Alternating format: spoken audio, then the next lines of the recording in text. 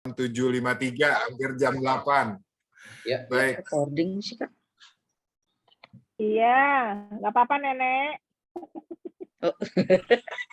Ya, namanya juga gaptek ya, Yuk. Ini kemana ya? Nggak apa-apa, Nek. Tadi Jadi WA mau gue ya? Jangan kaget ya, Nek. Ini nggak gabung Nenek ya? kaget. Makanya mana nih bocah Tadi tuh? pagi sih WA-an sama gue.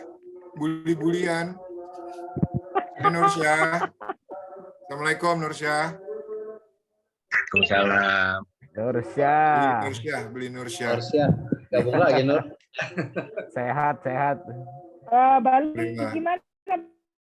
Bali, Ubud aman. Aman. Terus Hujan terus. Bogor hujan, kota hujan, kabupaten hujan. Alright, oke, baik. Kalau gitu kita bisa mulai, Ustadz. Ya, silakan Pak Rio. Oke, baik. Assalamualaikum warahmatullahi wabarakatuh. Waalaikumsalam. Assalamualaikum warahmatullahi wabarakatuh. Selamat malam semua teman-teman Majelis Taklim Centurion FO Plus yang saya cintai, dan juga Ustadz Munindra, yang semoga kita semua dirahmati Allah Subhanahu wa taala. Amin. Amin. Hari ini kita alhamdulillah bisa bertemu secara online, Ustadz. Alhamdulillah, karena kebetulan juga beberapa teman juga bisa online malam ini. Alhamdulillah juga pesertanya juga cukup banyak. Dan kebetulan juga ada teman-teman yang sedang sakit, tapi alhamdulillah bisa bergabung. Semoga kita semua diberikan kesehatan, dan buat yang sakit segera diangkat penyakitnya. Untuk Eko, keluarga yang kebetulan dapat ujian lagi untuk COVID, ya, dan juga Ayu yang juga, insya Allah alhamdulillah bisa bergabung, dan insya Allah bisa sembuh dan segera diangkat penyakitnya.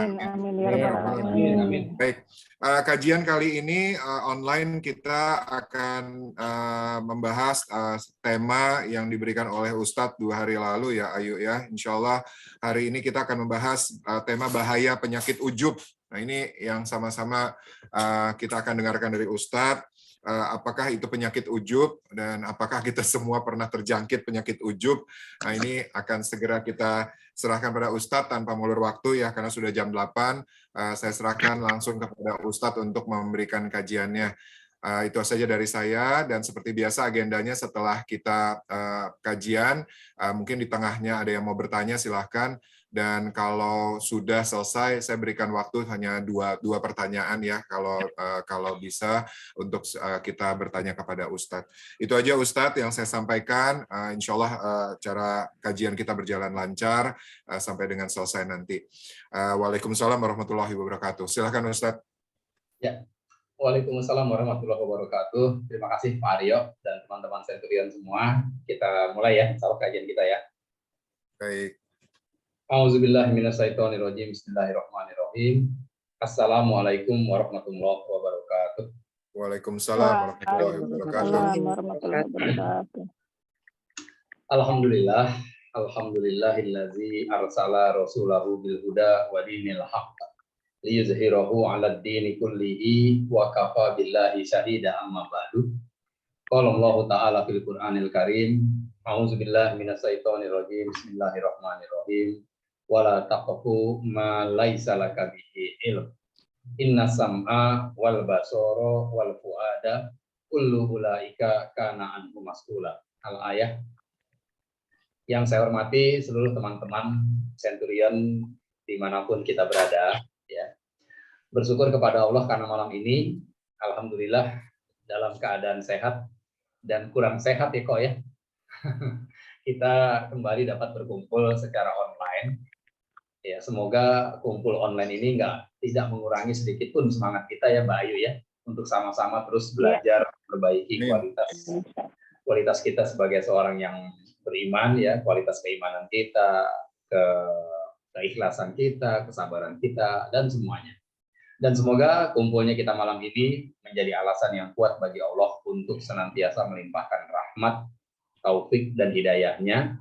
Amin. Agar benar-benar masuk ke dalam hati kita masing-masing, sehingga setiap kita bisa memiliki hati yang bening, hati yang lembut, hati yang pemaaf, dan hati yang selalu cerdas untuk meyakini bahwa apapun yang Allah takdirkan dalam kehidupan kita itu pasti yang terbaik. Meskipun terkadang takdir Allah itu nggak matching gitu ya dengan keinginan hati kita, seperti yang mungkin hari ini Eko sedang rasakan, Mbak Ayu ya, dan yang lainnya mungkin. Tapi yakin deh, apapun yang Allah takdirkan, kalau kita melihat dari sisi atau kacamata Allah, insya Allah semua itu baik, bahkan yang terbaik buat kita, gitu ya. Dan keyakinan itulah yang akan membuat hati kita lebih tenang, gitu. Salawat dan salam selalu tercurah kepada junjungan kita, manusia terbaik sepanjang zaman, Nabiullah Muhammad Sallallahu Alaihi Wasallam. beserta keluarganya, sahabatnya, dan semoga sampai kepada kita semua umatnya yang senantiasa berusaha untuk bisa mengikuti segala sunnah-sunnahnya sampai hari kiamat nanti. Teman-teman Centurion yang dirahmati Allah, mari sama-sama kita awali silaturahim kita malam ini dengan membaca basmalah. Bismillah. Bismillahirrahmanirrahim. Ya. Bismillahirrahmanirrahim. Allahumma inna nas'aluka ilman nafi'a wa na'udzubika min ilmin la yanfa'. Ya Allah, kami mohon kepadamu berikanlah kami ilmu yang bermanfaat dan lindungilah kami dari ilmu yang tidak bermanfaat. Kita doain juga teman-teman ya. Jika malam ini ada sahabat kita, keluarga kita, atau mungkin orang tua dan guru-guru kita yang sedang sakit, termasuk Eko ya, Mbak Ayu. Siapa lagi? Ada lagi ya yang sakit di Centurion nih? Aki lagi sakit, Aki. Aki, iya, Aki. Mbak Asri juga kalau nggak salah ya, Mbak Asri ya. Ya, Asri ikut tadi. Nular ke Aki. Tapi Teh Asri ikut itu Ganti-gantian ada. ya. Teh Asri ada kok. Ada. Sakit apa? Hah? Apa sih? Sakit flu. Waalaikumsalam, Oka. Hai Oka. Hai semua, Mas Aryo, Oka. wajah. Kita doakan ya semua yang sakit dan yang merawatnya, semoga Allah berikan taufik untuk mampu sabar dan ridho atas takdir Allah ini. Semoga ini menjadi pengukur dosa sekaligus mengangkat derajat kita di hadapan Allah, dan semoga Allah kembalikan lagi kesehatannya ya, semuanya dibalikin lagi kesehatannya, sehingga pada saat sehat nanti kita semua sehat dan bergelimang pahala buah dari kesabaran dan keriduan kita saat ini. Untuk yang masih di jalan atau yang sedang dalam perjalanan, semoga Allah mudahkan, Allah lancarkan, Allah bahagiakan dan sehatkan serta selamatkan perjalanannya. Yang sedang berikhtiar, semoga Allah mudahkan dan diberikan hasil yang maksimal ya. Untuk teman-teman kita yang mungkin ada urusan hutang piutang juga kita doakan. Semoga Allah lunasi semua hutang-hutangnya tanpa harus berhutang lagi. Dan teman-teman kita, keluarga kita, orang tua kita yang mungkin sudah mendahului kita, semoga Allah memaafkan semua kesalahan dan kehilafan mereka. Allah tutup aib-aibnya di dunia dan di akhirat, dan Allah tempatkan mereka semua di tempat yang terbaik di sisinya. Dan terakhir, kita selalu mohon ya Pak Aryo ya, kita minta sama Allah, semoga kita semua termasuk orang-orang yang akan Allah gampangkan, akan Allah mudahkan untuk bisa menginjakkan kaki kita ke tanah sucinya Allah. Amin ya Allah. Kita berhaji, kita berumroh ya dengan mabrur dan mabrur, bersama-sama dengan keluarga yang kita cintai dan orang-orang yang kita sayang, dalam keadaan sehat walafiat dan serba berkecukupan. Ala hazihi niyat wa fi kulli niyatin sholihah. Al-Fatihah. Auzubillahi minasyaitonir rajim.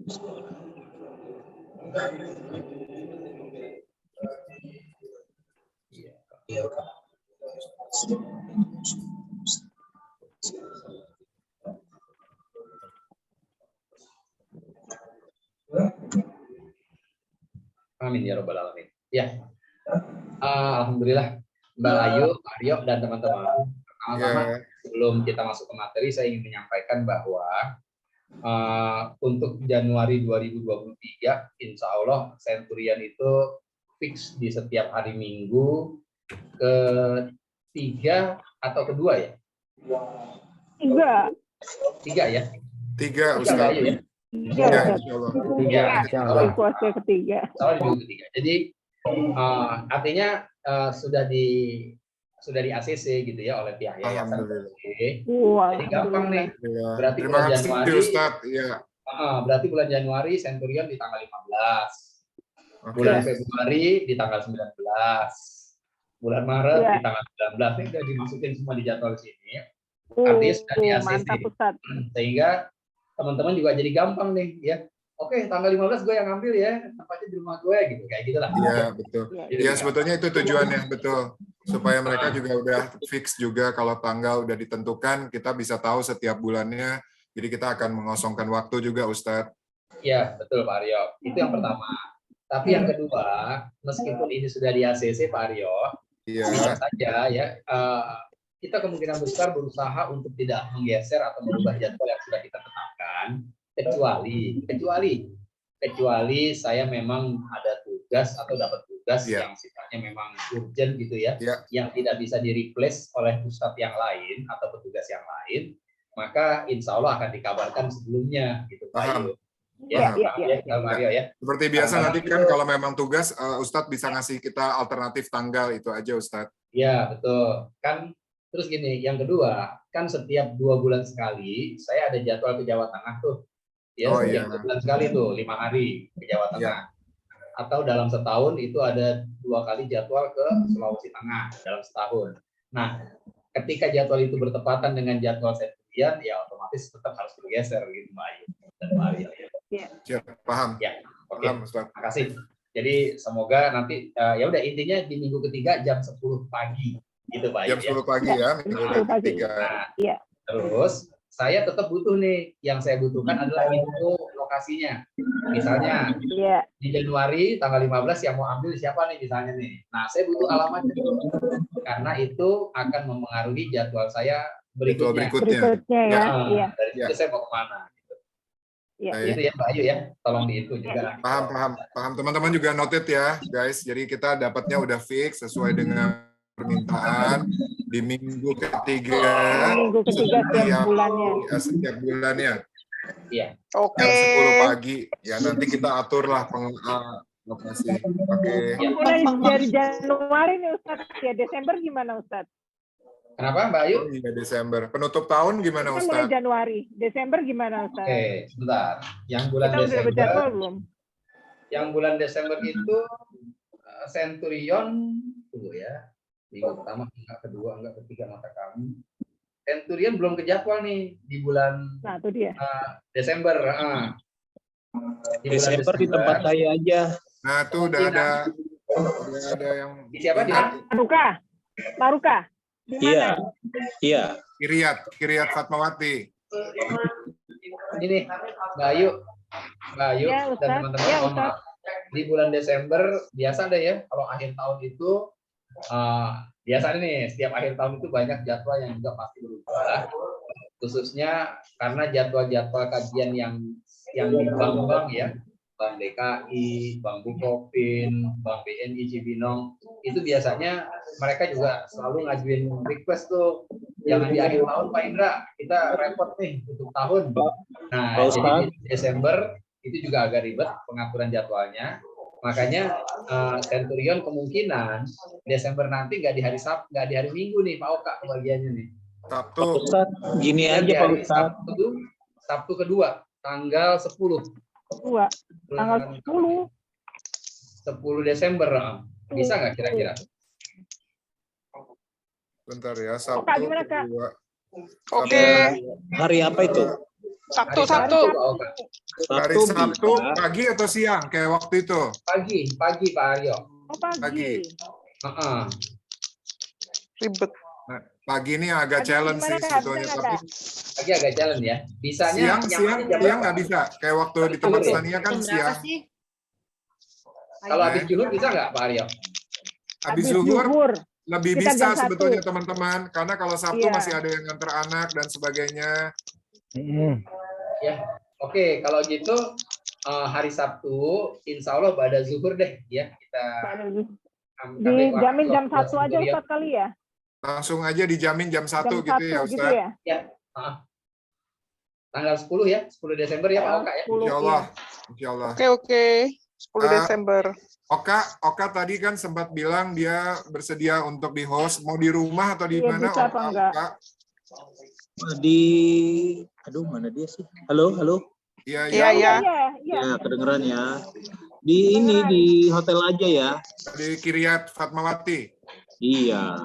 Oke. Boleh. Udah tahu ya. Fatmawati, Oke. Ustaz. Hotel apa namanya Pak? Kiriat. Kiryat Kiryat. Fatmawati. Kiryat Fatmawati ya. Enak tuh naik LRT, pas. Di depannya MRT. ya. Iya, MRT atau LRT?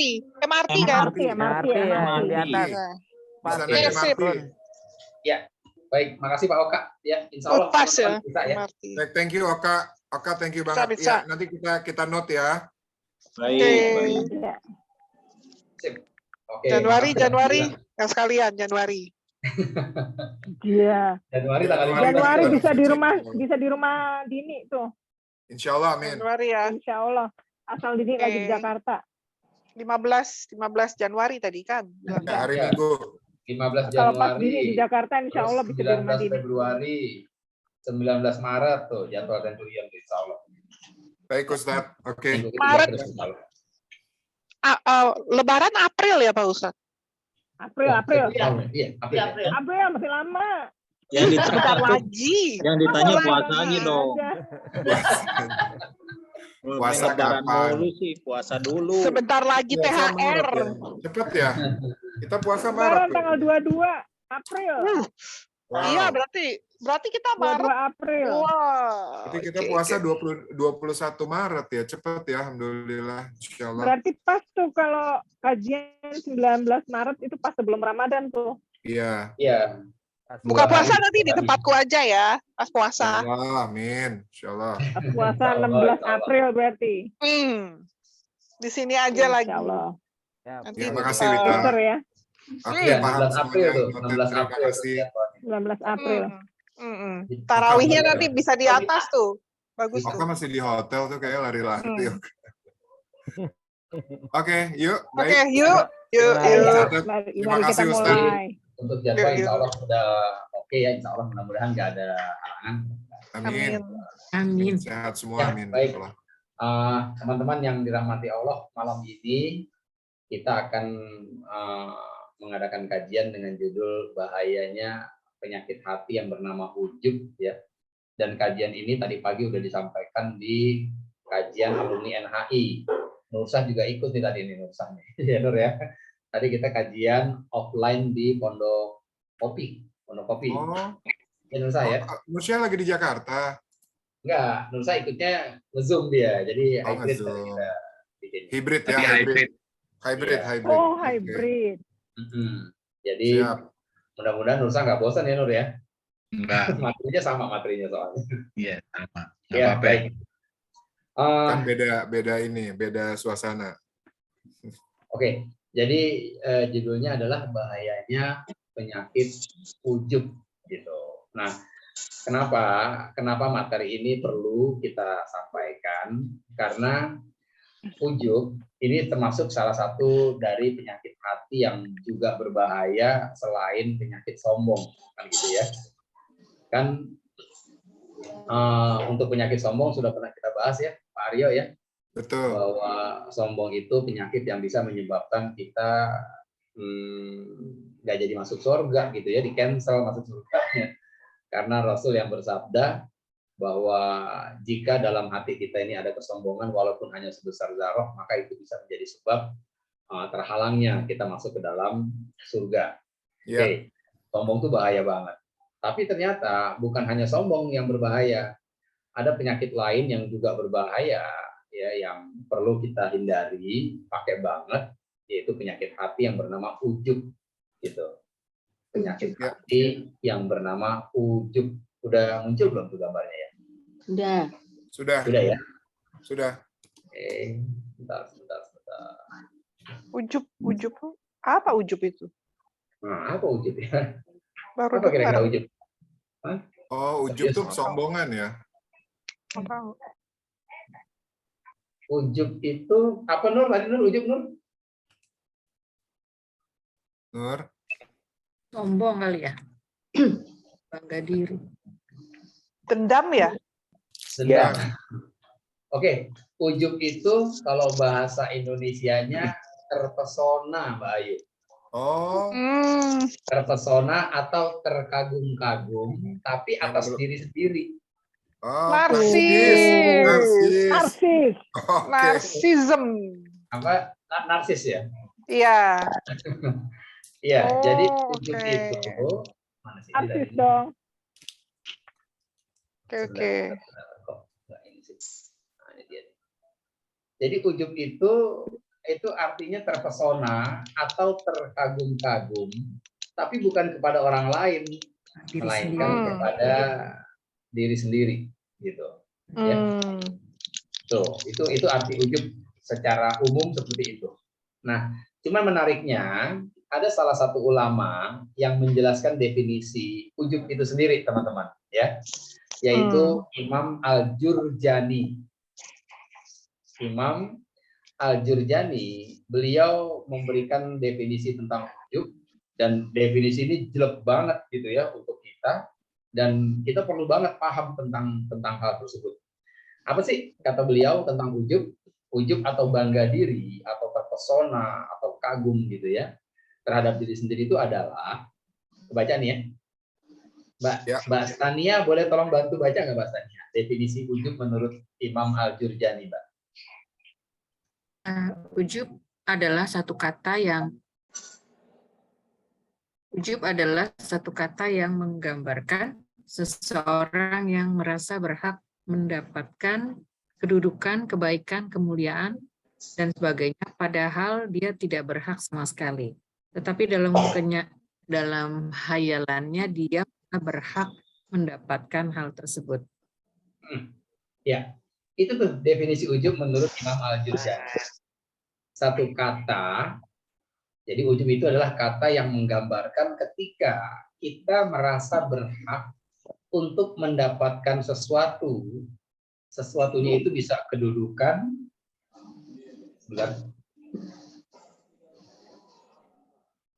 bisa kebaikan, kemuliaan, dan sebagainya. Ya, kita merasa berhak nih mendapatkan itu, padahal kita nggak berhak sama sekali. Koma, masih koma tapinya. Tapi dalam hayalannya dia merasa berhak mendapatkan hal tersebut. Oh, Gitu. iya ente. Ya, agak ribet memang nih definisinya. Iya, Maka supaya lebih gampang kita pahami, kita bikin contohnya, kita bikin ilustrasi sederhananya gini. Ya, ketika ada seseorang yang secara fisik itu cantik banget, gitu ya, cantik banget pokoknya deh. Apa kalau bahasa ekonya itu ijma para ulama deh, pokoknya semua yakin kalau ini perempuan emang cakep banget gitu. Mau nanya sama Pak Aryo, nanya sama Nursah, nanya sama Indra, semua sepakat ini perempuan cantik. Kemudian si perempuan ini bangga dengan kecantikannya, dan dia bilang begini, ya wajar lah gue cantik karena gue perawatannya itu gila-gilaan gitu loh. Karena gue emang perawatannya gila-gilaan. Padahal dia itu lahir dan akhirnya menjadi cantik, yang menentukan siapa sih? Allah. Allah kan. Allah. Iya kan ya? Iya. Yang membuat dia punya fisik yang sempurna, mata besar, hidungnya mancung, alisnya tebal, dan sebagainya, sehingga cantiknya luar biasa. Itu kan Allah yang ngasih. Iya kan ya? Bukan karena dia berhak mendapatkan itu pemberian dari Allah. Makanya ujub itu kata yang menggambarkan ketika seseorang merasa pantas mendapatkan sesuatu, padahal dia nggak berhak sama sekali, kata Imam Al-Jurjani. Kenapa dikatakan tidak berhak? Karena sesungguhnya itu tuh pemberian, bukan karena hebatnya dia, pemberian dari Allah. Gitu kok, kira-kira gitu kok ya. Nah, tapi dijelaskan selanjutnya, tapi dalam khayalannya dia merasa berhak mendapatkan hal tersebut. Artinya Imam Al-Jurjani ingin mengatakan kalau saja kita merasa bangga dengan apa yang kita dapatkan, kalau bahasa simpelnya ente mah menghayal gitu kira-kira. Ente kadang-kadang ente katanya anak Ente sekarang. kadang-kadang ente gitu. Ente lagi menghayal tuh. Gitu. Wajar lah gue ini jadi the best employee of the month gitu kan. Wajar lah karena gue emang rajin. Nah, kita ini bisa rajin kan Allah yang gerakin, ya nggak sih? Iya. Iya, Allah yang gerakin hati kita untuk bisa bangun pagi, untuk segera berangkat ke kantor sehingga nggak terlambat. Itu semua dari Allah. Jadi bukan karena kita pantas, tapi Allah yang ngasih. Karena banyak juga orang yang rajin, tapi nggak itu tuh nggak jadi employee of the month tuh, iya nggak sih? Iya. Iya, banyak juga orang yang perawatannya luar biasa tapi nggak cantik Sini amat. Brenda. Kan gitu ya, kira-kira begitulah simpelnya. Nah, jadi ujub itu merasa pantas gitu. Merasa pantas mendapatkan kebaikan atau bisa melakukan sesuatu yang baik, padahal kita nggak berhak atas itu, karena itu semua pemberian dari Allah. Nah, untuk memudahkan lagi memahami penjabaran dari Imam Al-Jurjani ini, silakan teman-teman buka surat An-Nahl, surat ke-16 ayat ke-53. Kita Surat buka keberapa, Quran. Ustaz? Surat 16 ayat 53. 16. Saya tulis di belakang saya ya, 16:53. 16:53. Oke. Surat ke-16 ayat 53. Ya. Silakan yang sudah ketemu. Ya. Alright. Silakan mau baca Pak Arif. Ya, Bismillahirrahmanirrahim. Dan segala nikmat yang ada padamu datangnya dari Allah. Kemudian apabila kamu ditimpa kesesaraan, maka kepadanya lah kamu meminta pertolongan. Ya. Sesungguhnya segala nikmat, semua nikmat yang ada padamu dari Allah gitu. Ya. Punya wajah yang cantik, yang rupawan, itu nikmat nggak sih? Nikmat, insya Allah. Ya kan? Punya tubuh yang sehat, nikmat nggak? Nikmat. Nikmat, Ya. Nikmat. Iya, nikmat. Terus kita punya hati yang baik untuk selalu ingin membantu dan bisa ngebantu orang. Itu nikmat nggak rasanya Pak Arif? Nikmat. Nikmat banget loh. Ketika salah satu teman kita di Centurion, gitu ya, ada masalah terus kita bisa gitu bantuin dia. Dan akhirnya dia terlepas atau terbebas dari masalah itu, kan ada rasa nikmat ya dalam diri kita ya. Tuh, alhamdulillah. Kita bisa bantuin dia, senang ya. Ya. Itu kata Allah, ingat loh, segala nikmat yang ada padamu, ya, itu semua datangnya dari Allah, artinya Allah yang ngasih. Iya. Ketika kita bisa ngebantu teman kita, kan ditanya nih, kok lo mau sih bantuin dia? Ya karena gue memang ada, duit gue banyak. Loh, banyak loh orang lain yang juga punya duit banyak, tapi nggak bantuin dia. Kan gitu ya? Iya kan ya? Iya. Iya. Iya. Kok lo bisa sih hafal juz 30, juz amal lo hafal juz 30? Iya. Kok lo bisa sih? Ya karena gue ngapalinnya tiap hari. Terus kata Eko, gue juga tiap hari ngapalinnya tapi nggak hafal-hafal, gitu kira-kira. Jadi dia itu hafal bukan karena dia menghafal setiap hari, karena kalau kasih dia bisa hafal. Jelas nggak maksudnya itu teman-teman? Iya. Iya. Iya.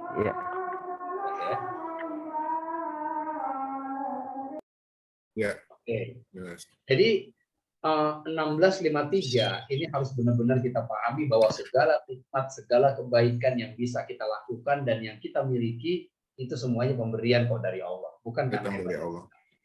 Termasuk ketika kita hafal surat juz amma ya, juz 30 nih, ya Abah ya, Abah hafal juz 30. Ingat loh, itu hanya Allah yang kasih, bukan karena hebatnya kita. Ya, karena banyak orang lain juga yang ngapalin tapi nggak hafal-hafal. Nah, karena ini pemberian dari Allah, maka bisa nggak satu saat diambil sama Allah apa yang Allah kasih sama kita? Bisa. Bisa banget. Dan Bisa banget. Itu sering banget saya ngerasain itu. Ketika saya ingin menjelaskan satu ayat yang udah hafal banget nih Mbak Ayu, begitu saya ngomong, coba buka surat apa ya? Padahal selama ini hafal tuh ayat itu, auto blank, hilang aja begitu. Ketika ingatan yang Allah kasih itu Allah ambil lagi, selesai udah. Kita nggak bisa tuh. Sama, kecantikan itu pemberian dari Allah. Kalau Allah mau ambil kecantikan itu gampang banget. Gampang banget. Ya kan? Ada seorang wanita yang cantik yang lagi jalan disiram air keras sama mantan pacarnya misalnya. Gitu kan? Ada orang yang kayaknya luar biasa hari ini nih, tanggal 19 November kaya banget. Tahu tuh tanggal 20 miskinnya pakai banget. Orang ambil. Iya kan ya? Ada Ya. orang yang tanggal 19 November itu dimuliakan sama semua orang, di tanggal 20-nya semua orang menghinakan dia. Karena kemuliaan yang dia miliki selama ini itu bukan karena effortnya dia, itu Allah yang kasih. Nah, gitu tuh. Ya, 1653 ini, An-Nahl 53 ini benar-benar ayat yang menyadarkan kita bahwa betapa segala kebaikan yang ada pada kita dan segala kebaikan yang bisa kita lakukan itu sebetulnya bukan murni pure effort kita, tapi ada pemberian dari Allah, dari apa yang kita miliki. Gue bisa begini ya karena emang gue ini pekerja keras, gitu ya. Pertanyaannya kan banyak orang yang lebih keras lagi dari kita kerjanya, tapi nggak kaya tuh, nggak sekaya kita, gitu Pak Arya ya. Iya. Nah, sampai sini jelas nggak 1653? Jelas. Jelas ya. Mbak Silvi yakin nggak bahwa kebaikan yang ada pada Mbak Silvi hari ini, apapun nih, termasuk fisik yang sempurna, bahwa itu hanya pemberian dari Allah? Insya Allah yakin. Yakin Ustadz. Oke. Ini penting ya. Kenapa saya tanya yakin atau enggak? Kalau jawabannya yakin, ini jadi modal untuk kita bisa menghabiskan rasa ujub tadi Pak Aryo. Rasa yang tadi Pak Aryo tanya, kira-kira kita pernah nggak ya terjangkit penyakit ini? Jawabannya kayaknya pernah banget deh ya. Semua nih kita pernah nih ngerasain ini. Kecil apapun pernah pasti. Iya, sekecil apapun. Ya, merasa hebat, merasa bangga dengan apa yang bisa kita lakukan. Padahal itu semua Allah yang kasih. Nah, kalau kita sadar bahwa ini pemberian Allah, maka itu modal yang sangat oke untuk kita bisa menghabiskan perasaan itu. Walaupun mungkin nggak bisa sempurna, tapi paling nggak kita redam habis. Kenapa? Karena gini, kalau kita sadar bahwa segala kebaikan yang ada pada kita itu hanya pemberian Allah, benar-benar pemberian Allah nih, kita menyadari itu, kayaknya kecil deh kemungkinan kita mau belagu ya, kita mau bangga-bangga gitu. Kalau memang itu hanya pemberian dari Allah. Iya nggak kira-kira? Apa? Iya. Ya. Contoh gini, contoh sederhana. Rumah Abah ini rumah yang paling mewah, paling besar se-Jakarta. Jadi kalau kita keliling Jakarta, pusat, utara, selatan, ya, Jakarta Timur, itu nggak ada rumah yang ngalahin rumahnya Abah dari sisi size-nya, besarnya dan kemewahannya. Tapi ternyata rumah Abah yang luar biasa itu boleh dikasih sama orang lain, ya. Dan Abah tahu itu dikasih sama orang, dan kita semua juga tahu Mbak Ayu tahu, Eko tahu, bukan cuma kita, semua, bukan cuma Centurion, semua orang tahu rumah terbesar di Jakarta itu rumahnya Abah, tapi itu boleh dikasih sama orang. Jelas ya? Abah tahu rumah itu dikasih dan orang lain pun tahu rumah itu boleh dikasih.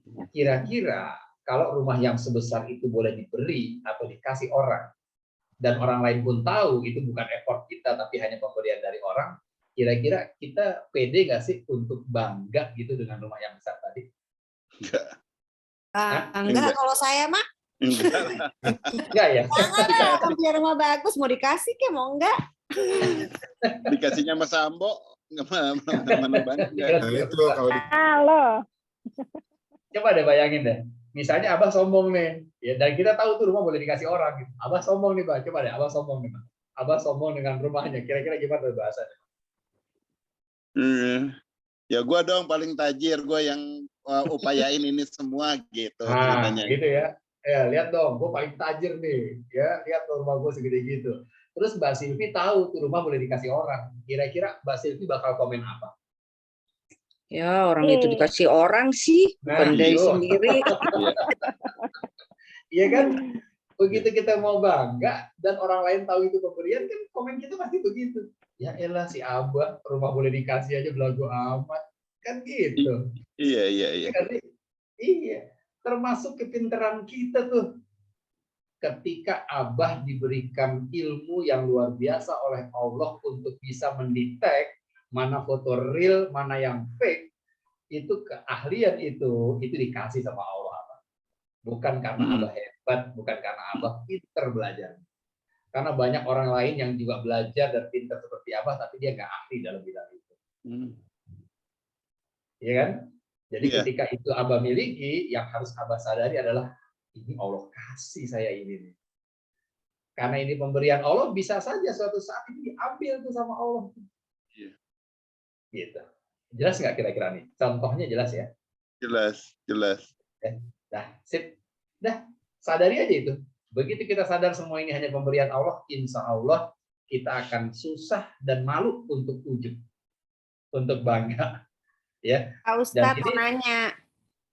Iya, Mbak Iin. Ya, misalnya kalau saya bangga nih sama anak saya gitu kan, itu ujub nggak? Kan saya bangga dalam arti alhamdulillah dia udah selesai sekolah, udah kerja. Kan saya itu rasa bangga gitu. Tapi bukan berarti saya tuh sombong, tapi kan saya bangga sama anak saya gitu loh. Pencapaian Atau enggak, anak sama aja juga tadi saya udah kerja keras, terus akhirnya punya rumah sendiri gitu. Apakah salah Pak Ustadz? Kan itu emang rasa bangga saya, walaupun saya sadar memang itu semua adalah pemberian dari Allah. Oke, sip. Oke, makasih Mbak Iit. Ini pertanyaannya related banget dengan slide kedua yang akan kita buka.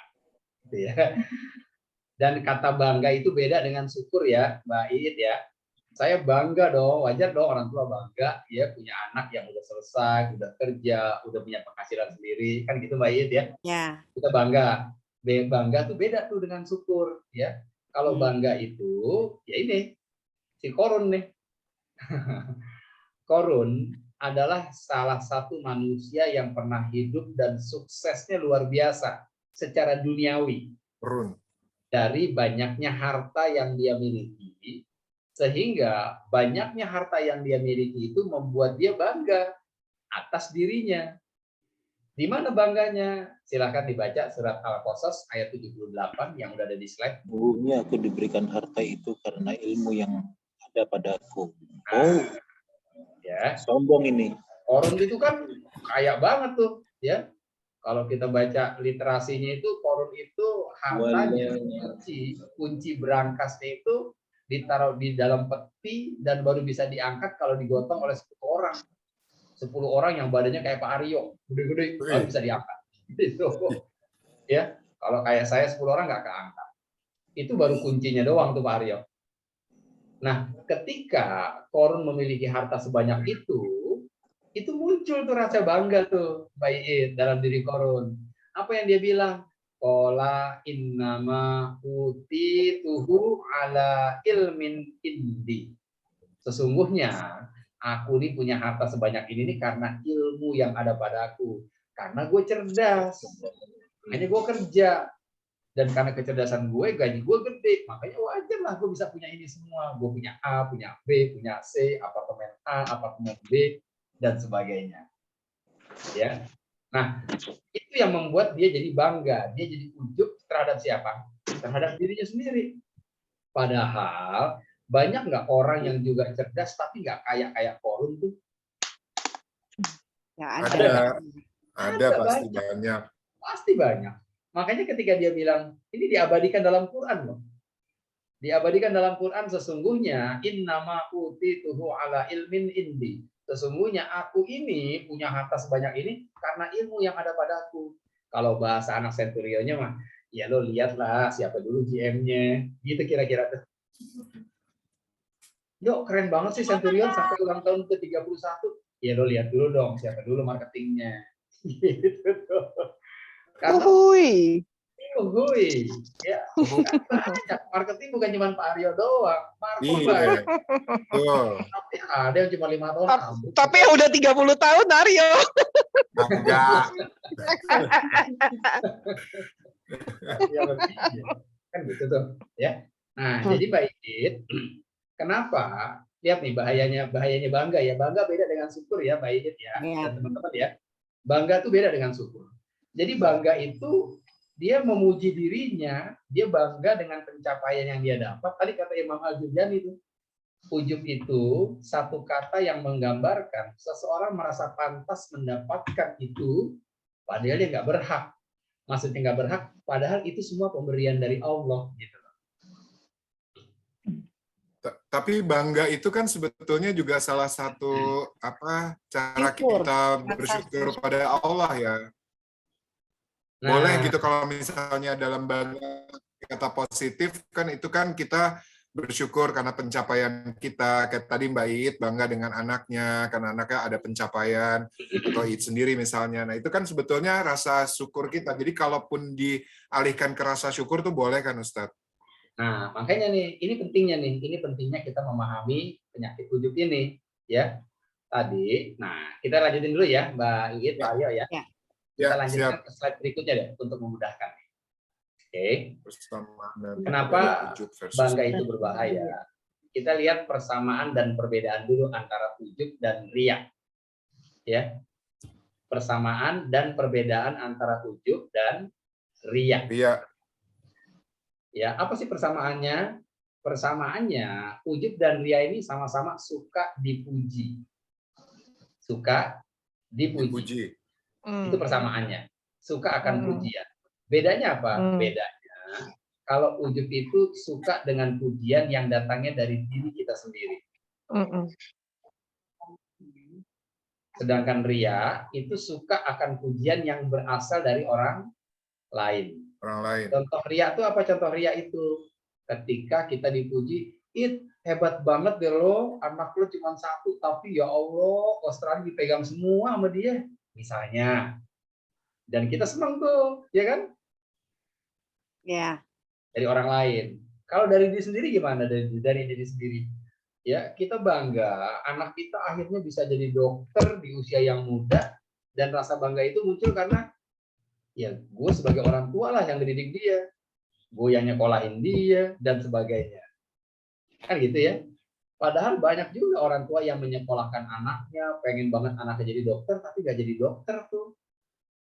Nah, jadi rasa bangga itu seolah-olah mengandalkan diri kita bahwa kebaikan itu terjadi karena memang effort dari kita, bukan pemberian Allah, gitu loh. Ya, kayak Korun tadi. Korun bilang, aku ini mendapatkan harta ini karena ilmu yang ada padaku. Padahal banyak orang lain juga yang berilmu, tapi nggak sekaya Korun. Karena nggak dikasih sama Allah. Gitu loh. Ya.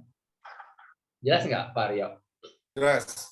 Ya, jadi ujub tuh beda. Ya, bangga tuh beda dengan syukur. Kalau syukur tuh ya, alhamdulillah ya Allah, Allah baik banget ya. Nabil akhirnya bisa kerja, ya Nabil sekarang udah punya penghasilan sendiri. Ini semua nih Allah yang kasih nih, gitu loh Mbak Iit. Jadi yang dipuji bukan diri kita, bukan Nabilnya, tapi Allah lagi yang kita angkat, gitu. Nah, itulah sebabnya kenapa ujub, rasa bangga ini oleh beberapa ulama dimasukkan dalam kategori dosa syirik. Teman-teman, syirik ya, dosanya syirik, kelakuannya syirik, orangnya disebut apa? Orang yang melakukan kesyirikan disebut siapa? Disebutnya apa sih? Iya. Apa? Orang yang melakukan percaya sama Allah. Enggak, orangnya Syirik tidak percaya sama Allah, Kak. Tidak percaya sama Allah. Gini, Musyrik. orang yang beriman disebutnya mukmin. Orang Islam disebutnya muslim. Kalau orang syirik? Musyrik. Jadi orang yang punya penyakit ujub merasa bangga dengan pencapaiannya seolah-olah itu memang karena usaha dia, itu dikategorikan penyakitnya sama dengan penyakit syirik tuh, Mbak Ayu. Orang musyrik, ngeri kan? Musyrik itu dosa yang tidak terampuni loh. Kenapa demikian? Kita balik lagi ke Korun. Kita balik ke Korun nih. Iya, ini kan kemarin. Oke, maaf. Kita balik ke Korun ya. Kita balik ke Korun. Kita paham kan bahwa Korun itu hartanya banyak banget. Tapi endingnya apa, Bayu? Ending dari kisah Korun itu gimana? Korun ditenggelamkan ya? Iya. Semua harta kekayaannya Semua hartanya ditenggelamkan. Yang di atas bumi. Masuk ke perut. Semuanya kalau pindahin ke bawah bumi itu. Semuanya. Ya kan? Padahal pada saat dia mengatakan sesungguhnya aku diberikan harta itu karena ilmu yang ada padaku, itu pada saat dia ngomong itu kan nggak semua hartanya yang dia maksud, yang dia lihat gitu loh. Mungkin dia cuma ngomong gini, ya wajar lah gue begini, ini ngomong karena gue ini oke, karena gue ini pinter. Itu pada saat dia ngomong gitu mungkin yang dia lihat cuma, dia lah gue punya gedung tuh, gue punya apa investasi gedung berapa, ya kan, gue punya apalagi perkebunan berapa dan sebagainya. Mungkin hanya gedung, kebun dan sebagainya yang dia tunjuk. Tapi yang Allah habiskan semuanya atau gedung-gedung yang dia banggakan? Nggak ada. Yang Allah tenggelamkan semua hartanya. Semua hartanya. Semuanya. Gitu loh. Ya. Yang dibanggain cuma sebagian, tapi semuanya dihabisin sama Allah. Itu bahayanya penyakit ujub. Sama. Ketika kita merasa bangga, yang gampang aja deh. Kita bisa sholat tahajud setahun full, Pak Ayu. Setahun full kita bisa sholat tahajud, terus kita bangga dengan diri kita gitu ya. Ih hebat ya, gue bisa loh tahajud nonstop setahun full. Itu bisa berdampak seluruh pahala kita selama setahun sholat tahajud itu habis semuanya ditenggelamkan oleh Allah. Seperti Allah menghabiskan seluruh hartanya Korun. Kenapa? Ya, kenapa begitu sih Pak Indra? Kok cuma begitu aja dihabisin? Nah, ini perlunya kita memahami kenapa ujub itu dikategorikan penyakit atau dosa syirik tadi. Ya. Tadi dosa syirik itu dosa yang bisa membuat kita tidak terampuni kan? Iya. Iya enggak? Nih, teman-teman ya. Dosa ujub itu dimasukkan dalam kategori syirik. Kenapa? Karena gini, surat Al-Fatihah ayat yang kedua, bagaimana bunyinya?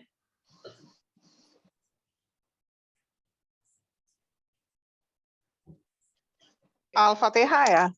Al-Fatihah ayat 2. Ar-Rahmanir-Rahim. Ar-Rahmanir-Rahim atau Maliki Yaumiddin. Atau ihdinas siratal mustaqim. Ayo. Iya. Apa ayat 2-nya?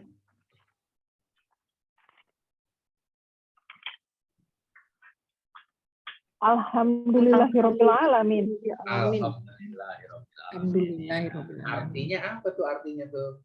Segala puji bagi Segala Allah. puji bagi Allah. Segala puji bagi Allah. Jadi yang namanya puji-pujian itu hanya haknya siapa teman-teman?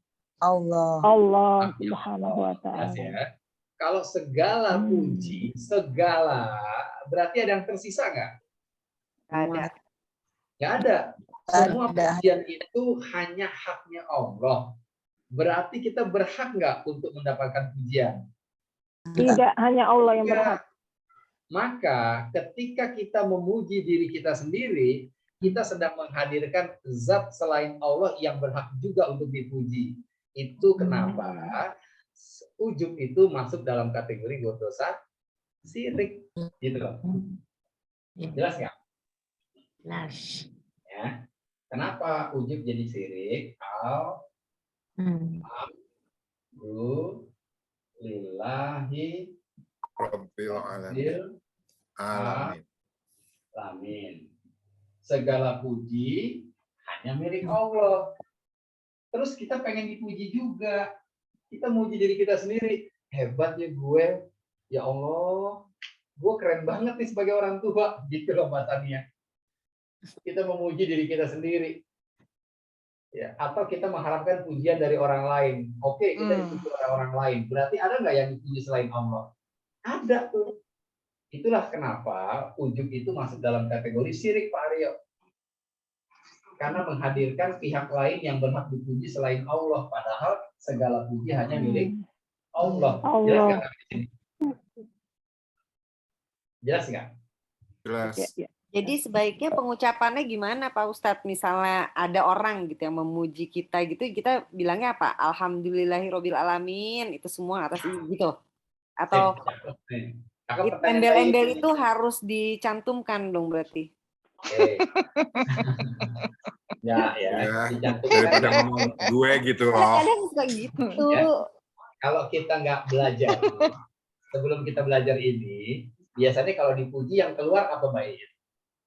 Ya Ya, iya. alhamdulillah sih biasanya. Alhamdulillah, iya bersyukur gitu kan anak gue. Ya gitu. gue gitu loh gitu. Nah, gitu kan? Ya Allah, kan gitu kan, begitu kita ketemu, ya Allah, ini Nabil oke banget sih. Ya, Ih, lu baru tahu oh, gitu ya. ya secara Iit sama Ricky, masa nggak bisa bikin Nabil kayak begitu doang? Gitu. Ya kan kalau kita jawabannya belum- saya gini, iya alhamdulillah lah gitu kan. Gitu gimana Pak Ustadz? Ya, makanya kan tadi itu perlu ya. Mbak Iit nanya sekarang nih, wah berarti bahaya ujub ya. Emang bahaya. Karena ujub membuat seluruh harta korun dihabisin sama Allah. Atau karena ujub seluruh pahala kebaikan kita tuh bisa dihabisin sama Allah. Jadi gak ada artinya tuh ketika kita membanggakan diri kita. Kenapa? Karena ada pihak lain yang kita puji, yaitu diri kita selain Allah. Dan itu bahaya banget. Oke, jadi gimana dong kalau kita dipuji? Kalau selama ini kita dipuji itu bilangnya siapa dulu nyokapnya, kan gitu Pak Aryo ya? Pak Aryo keren banget sih, saat ulang tahun ke-31. Siapa dulu markomnya, siapa dulu CM-nya, kan itu kita banget dulu, ya dulu. Sekarang kita udah ngaji nih. Kalau kita udah paham bahwa pujian itu sangat berbahaya, merasa bangga itu berbahaya, maka kita harus beda sekarang. Kalau kita sekarang mendapatkan pujian, yang harus kita lakukan apa nih? Yang harus kita lakukan tadi kayak Mbak itu, ya. Yang harus kita lakukan, buka surat 27 ayat 40. Surat 27 ayat 40. Kalau Korun tadi 2878 tuh kan Korun ngebanggain dirinya kan ya. Dia nggak ngelihat Allah tuh ada peran dalam kekayaan yang dia miliki. Dia bilang ini semua karena gue pinter. Kan gitu. Si Korun. Nah, kalau sekarang Korun udah ngaji, gitu ya, kalau kita udah ngaji, harusnya sikap kita seperti Nabi Sulaiman. Silahkan buka 2740. Sulaiman. Ya. An-Naml, semut. Semut Ayat betul. berapa? Ayat 40. 2740. Berapa? 47. 2740. 2740. Ayo, mangga siapa yang udah ketemu? Silakan dibaca. Silakan. Arabnya juga ya. Siapa yang mau baca? Monggo. Berkatalah seorang yang mempunyai ilmu dari Alkitab, aku akan 2740 benar kan ya? Iya. Aku akan membawa singgasana itu kepadamu sebelum matamu berkedip. Maka tatkala Sulaiman melihat singgasana itu terletak di hadapannya, ia pun berkata, ini termasuk kurnia Tuhanku untuk mencoba aku apakah aku bersyukur atau mengingkari akan nikmatnya. Dan barang siapa yang bersyukur, maka sesungguhnya dia bersyukur untuk kebaikan dirinya sendiri. Dan barang siapa yang ingkar, maka sesungguhnya Tuhanku maha kaya lagi maha mulia. Gitu tuh, Mbak Iit. Ya. Mbak Iit, dulu Nabi Sulaiman nih ya, dulu tuh udah punya teknologi yang namanya copy paste. Copy paste itu dari zaman Sulaiman udah ada.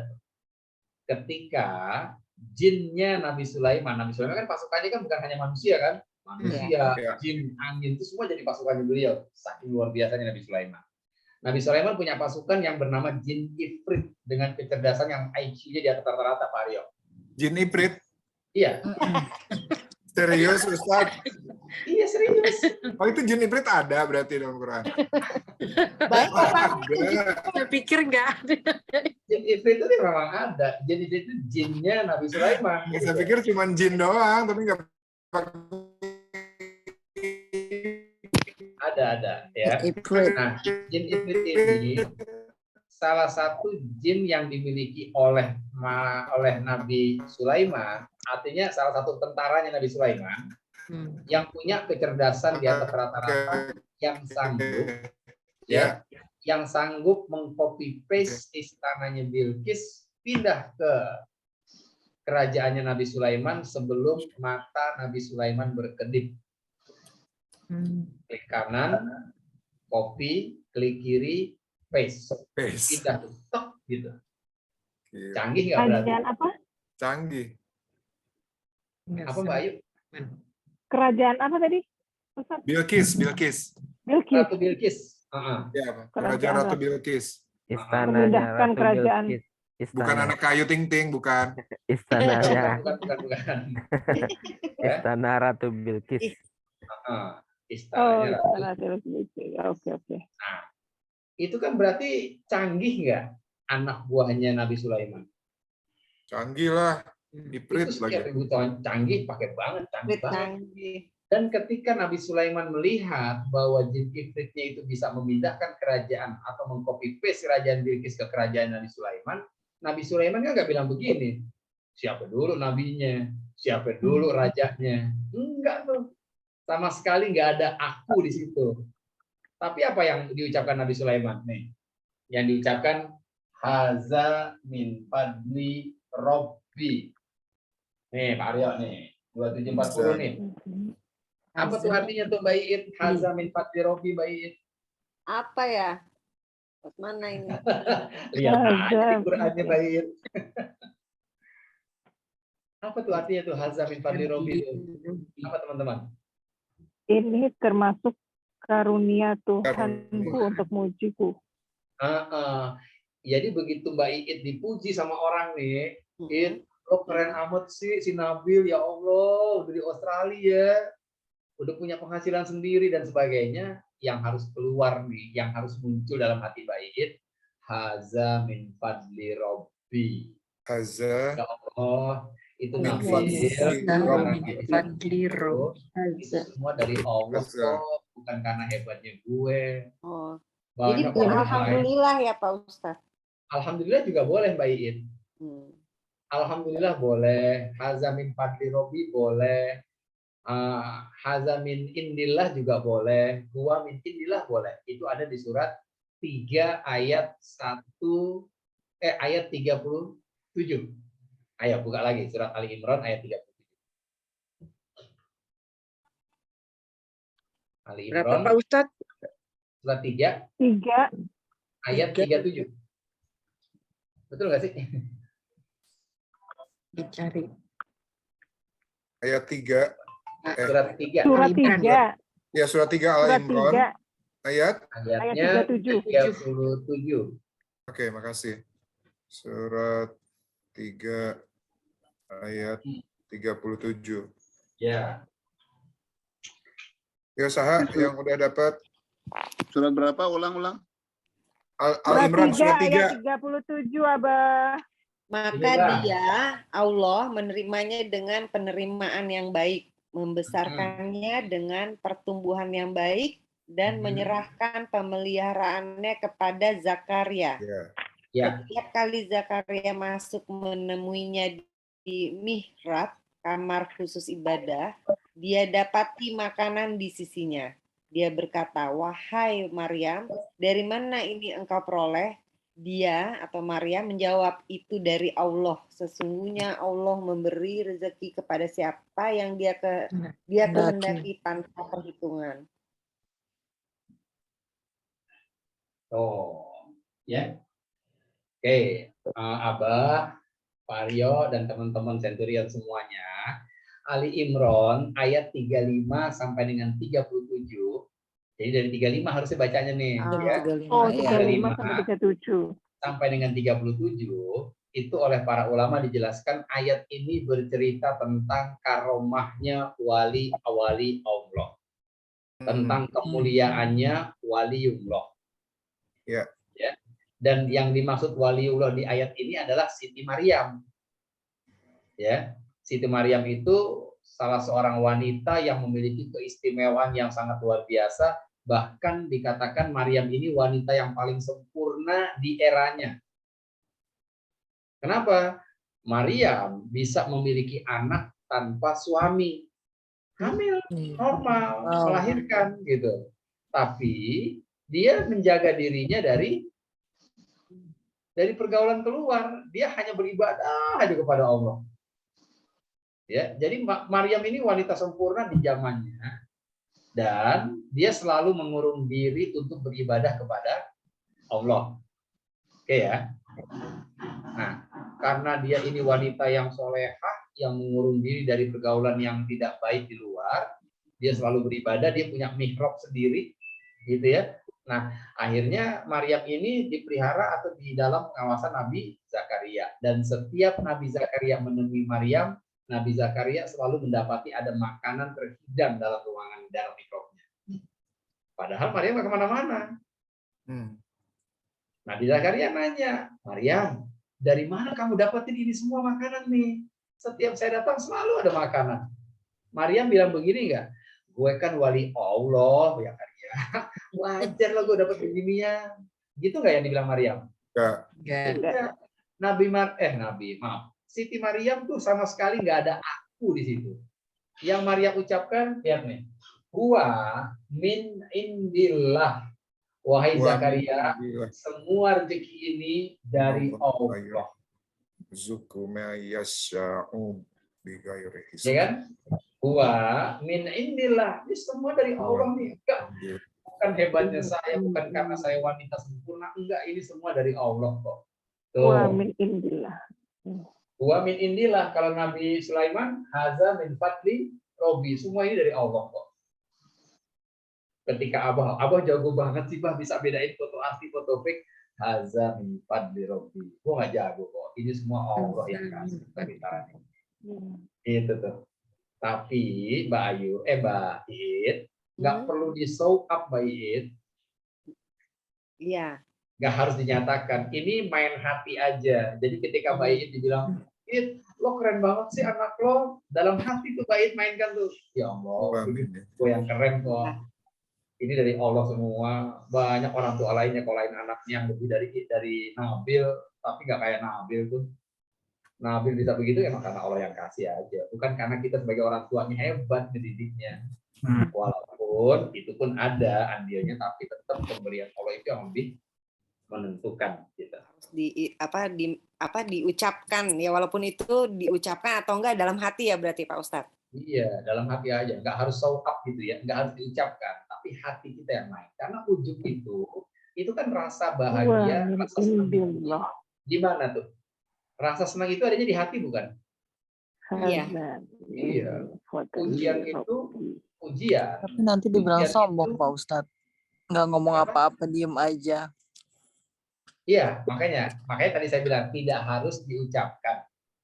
Tapi kalau kita nggak ngucapin akhirnya timbul kesan sombong, ya silakan diucapkan. Tapi ucapannya bukan siapa dulu emaknya, kan gitu kan? Alhamdulillah. Semuanya karena Alhamdulillah, Allah kasih, Nabil kerjaannya bagus. Wah, hebat ya lo sebagai orang tua. Enggak lah, iya, bukan gue yang hebat. Banyak orang tua yang lebih hebat dari gue, tapi nggak kayak Nabil anaknya. Semua Allah yang ngasih kok itu. Jadi kita tuh benar-benar nggak menempatkan pujian ke dalam diri kita gitu loh. Kalau kita bilang ini semua dari Allah kok, berarti yang kita puji siapa? Yang kita banggakan siapa? Allah. Real nggak kita bilang alhamdulillahirobbil alamin kalau begitu? Iya. Real. Jadi yang kita angkat Allahnya, bukan diri kitanya. Gitu tuh. Dan itulah yang dilakukan oleh Nabi Sulaiman dan Maryam. Dia nggak angkat dirinya sama sekali, yang diangkat Allah semua tuh. Haza min fadli Robi. Aduh, ini semua dari Allah kok. Huwa min indillah, ini semua dari Allah. Nah, nggak bisa apa-apa. Kalau Allah nggak kasih nggak bisa. Gitu. Beda banget kan dengan Korun. Beda dengan Korun. Kalau Korun, ya ini semua karena ilmu yang ada padaku. Itu kan beda banget tuh. Dan ini pelajaran hidup yang luar biasa buat kita. Ya, bahwa ada figur Korun, ada figur Sulaiman, ada figur Fir'aun, ada figur Siti Maryam yang Maryam. Iya, jadi pilihan kita mau ambil yang mana? Nanya dong. Kalau misalnya muji tanpa menimbulkan ujub, gimana tuh? kan kadang kita juga ya ada misal siapalah yang ngerjain sesuatu bagus gitu. Buah lah misalnya. Anak buah kita muji Bukan. tapi tanpa menimbulkan ujub gitu dari si orang yang kita puji. Gimana tuh? Reward lah ya. Oke, sip. Makasih kok pertanyaannya ya. Ini pertanyaannya memang nanti akan kita bahas ya di slide berikutnya. Tapi ya nggak apa-apa, nggak masalah. Gimana caranya kita memuji tapi tidak menimbulkan rasa ujub dalam diri orang yang kita puji, kan gitu ya? Iya. Jadi gini, Rasul juga mengajarkan ya kepada kita hati-hati dengan pujian kok, karena pujian itu benar-benar sangat berbahaya. Kenapa? Karena yang namanya pujian itu adalah makanan kesukaan hati setiap manusia. Jadi kalau menu favorit hati kita nih, itu ya pujian. Iya. Siapapun, termasuk yang lagi ngomong. Artinya, ketika kita dipuji, itu potensi ujub, potensi rasa bangga itu gede banget muncul dalam hati kita. Karena itu makanan kesukaan hati kita kok. Jadi sulit banget kalau Eko memuji orang dan orang itu kemudian nggak bangga. Itu susah banget. Makanya kata Rasulullah, hati-hati dalam memuji orang, jangan sampai pujian kita membuat amal dia tuh habis keangus, hangus kebakar. Karena rasa bangga yang muncul. Nah, jadi PR-nya, kalau memang kita memuji, yang lebih PR tuh yang kitanya yang memuji atau orang yang dipuji kira-kira. Yang jadi PR pada saat Yang dipuji. Yang dipuji. Yang dipuji. Makanya hati-hati Gimana, dalam memuji. gimana dia menyikapinya? Kalau orang yang kita puji tidak berilmu, apalagi begitu lo puji, anak buah lo nih kok, lo puji nih ya, keren banget sih bro kerjaan lo. Ya wajar lah Pak Eko kayak nggak tahu saya aja. Itu bahaya banget tuh. Ya, yang harusnya muncul kan bukan itu ya. Harusnya yang dia munculkan apa? Haza min fadli Robbi. Rasa itu yang harus dia munculkan. Makanya kita mesti hati-hati juga dalam memuji, jangan sampai pujian kita menghancurkan amalan seseorang. Jadi PR-nya Kalau kayak bukan gitu, buat lo. kalau kayak gitu kita ikutan dosa nggak? Gimana Ji? Ya pada saat kita puji terus dia jadi kayak gitu tuh, jadi bangga diri, jadi ujub, ikutan dosa nggak karena kita yang nyebabin? Nah, makanya memuji pun ada adabnya. Oh. Nah, berlebihan, makanya ya. supaya kita nggak ikut terdampak gitu ya, menimbulkan rusaknya amal orang. Kalau mau memuji itu ternyata ada adabnya juga, Mbak Ayu. Jadi kalau kita mau memuji, jangan makhluknya yang kita agungkan, tapi Allahnya. Contoh gini, contoh ya, contoh. Ketika Ronaldo bisa ngegolin bola dari posisi yang nggak mungkin menurut pandangan kita, gol nih, kan yang biasa kita ucapkan apa sih? Gila Ronaldo keren banget, gitu kan ya? Iya. Iya nggak sih? Yeah. Ronaldo keren banget, padahal nggak setiap tendangan Ronaldo bisa gol. Orang juga dia pernah gagal kok dalam penalti, kan gitu ya. Nah, jadi ketika kita melihat kebaikan atau prestasi seseorang, kalau kita mau puji, jangan orangnya yang kita angkat, tapi Allah. Masya Allah. Gitu. Gimana contohnya Pak Ustadz? Caranya gimana kata Mbak Iit? Makhluknya yang kita angkat. Contohnya gini Mbak Iit, ya, ketika anak buah kita punya prestasi yang luar biasa, kita bilang sama dia, ya, namanya misalnya Ricky, nama anak buah kita, ya. Ricky, Masya Allah ya, Allah kasih kamu tuh kemampuan yang keren banget loh. Allah kasih kamu kemampuan yang bisa kamu bikin proyek sehebat ini. Jadi Allah yang kita angkat, bukan dianya. Iya. Gitu. Ketika Mbak Mia bantu temennya 10M, jangan Mia yang diangkat. Mbak Mia, Masya Allah ya, Allah kasih Mbak Mia hati yang begitu lembut, sehingga Mbak Mia mau tuh bantuin teman Mbak Mia dengan angka yang nggak sedikit. Yang dipuji siapa tuh kalau gitu? Iya. Allahnya. Jadi kita membantu dia meredam rasa bangga. Jadi dia sadar, iya, gue tuh begini karena Allah yang gerakin. Iya. Itu kok. Iya. Jadi adab dalam memuji itu begitu adabnya tuh. Jangan makhluknya yang kita angkat, tapi Allahnya yang kita tinggiin. Ustadz nanya dikit dong. Iya. Kok jelas nggak kok? Iya, iya. Oke kok, makasih kok. Thank Iya, you, thank you. Ini lanjutin yang Eko nih Ustadz. Jadi gini, misalnya kayak apa ya contoh. Oke, manah nih, memanah. Kemudian saya memuji teman saya. Hebatnya Alhamdulillah Allah memberi lu kemampuan nembaknya yang tadi lebih bagus banget ya gitu. Kemudian kita kan memang mengangkat Allahnya bahwa Allah yang memberi dia kelebihan untuk bisa nembak bagus. Tapi kemudian kan kita sudah mengangkat Allah, cuma dianya itu karena mungkin yang belum ikut Ustadz gini, dia malah jadi ngomongnya, ya tapi gue juga karena latihan banyak sih, gue nembak tiap hari tuh gue latihan nembaknya bisa sampai 100 kali lah gitu misalnya. Dia masih memuji diri sendiri, dia memuji diri dia sendiri. Padahal kita udah mengangkat Allahnya gitu. Itu gimana Ustadz? Kita udah nggak salah nggak kita yang memuji? Oke, makasih. Mbak, pertanyaannya keren. Nah, dalam kasus yang Abah ceritakan tadi, kita jadi bermain di kotak kita masing-masing, teman-teman. Ya, Abah bermain di kotak sebagai orang yang memuji, ya kan? Dan cara Abah memuji sudah sesuai bukan? Sudah sesuai atau belum dengan adab dalam memuji? Sudah. Udah, kan udah nyebut Allah. Gila ya, Allah keren banget ya. Allah kasih lo kemampuan akurasi nembak yang pas banget gitu. Udah bener tuh. Abah sudah memainkan kotaknya dengan benar. Dia bilang, ya bukan itu juga, Bah. Emang gue latihannya satu hari itu 100 kali gue nembak. Akhirnya gue bisa begini. Nah, dia sedang memainkan kotak yang salah di kotak dia. Jadi, Abah udah aman tuh. Alhamdulillah. Karena Abah sudah memainkan di kotak Abah gitu. Makanya kalau udah begini kan asik nih teman-teman Centurion ya. Kalau udah begini kan enak nih. Ingat loh, yang ada di kotak, yang ada di frame Zoom kita malam ini, insya Allah udah paham tentang ilmu ini. Insya Allah ya. Maka dengan pertolongan Allah, mudah-mudahan kita bisa meredam rasa ujub tadi. Ketika next nanti Pak Aryo muji Stania, Mbak Stania muji Abah, Abah muji Mbak Ayu, misalnya, ya namanya manusia nggak ada yang sempurna. Kalau Abah Manah tuh nanti dipuji. Ya kan? Kalau di buletan kuning lu ya. Insya Allah kita insya Allah ya kita semua udah bisa mulai meredam rasa itu. Kalaupun keceplosan nih, Abah bilang keceplosan. Dipuji sama Beraja. Oh. Puji beberapa. Saling muji itu, saling muji.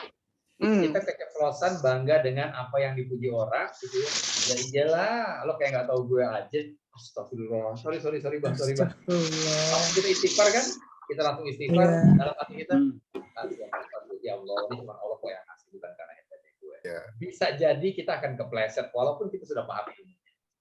Ya kan? Nah, karena tidak ada manusia yang sempurna, Jeko, kita buka surat Ali Imran 133, 134, 135. Imran. Ali Imran 33, 34, 35. Oh iya di atas tadi ya. 34, 35.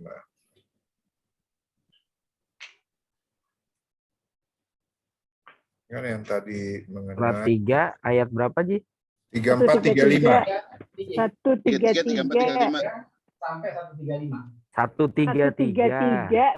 134, 135. Oh, 1. 133. Ya beginilah Mbak Ayu, kalau kita nge-zoom sama di atas 17 tahun. Iya. Nah, suka lewat denger. PDIP tuh, PDIP namanya. Masya Allah. Kemarin juga begitu. Kemarin itu kajian di Tangerang di Palem Semi, Pak Aryo. Itu audiennya di atas itu above 50-60 rata-rata. Ya. Oh, oke. Jadi satu ayat itu sampai 4-5 kali kita ulang. Begitu kita bilang surat 2878. Surat ayat berapa Ustaz? 28? Suratnya 28. Oh, surat 28 ayat 78. Oh, surat 78. Itu kita 10 tahun lagi kayaknya.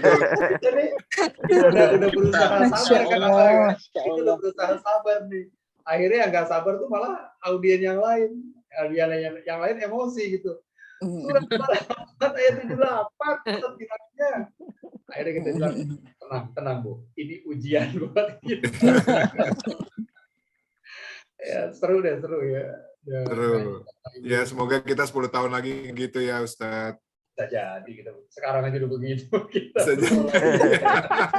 Tahun lagi. Sekarang pendengaran sudah berkurang. Ya, Oke, ya. 103. Saya singkatin aja ya, Pak Aryo, Pak Abah, dan teman-teman semua. Kita persingkat aja.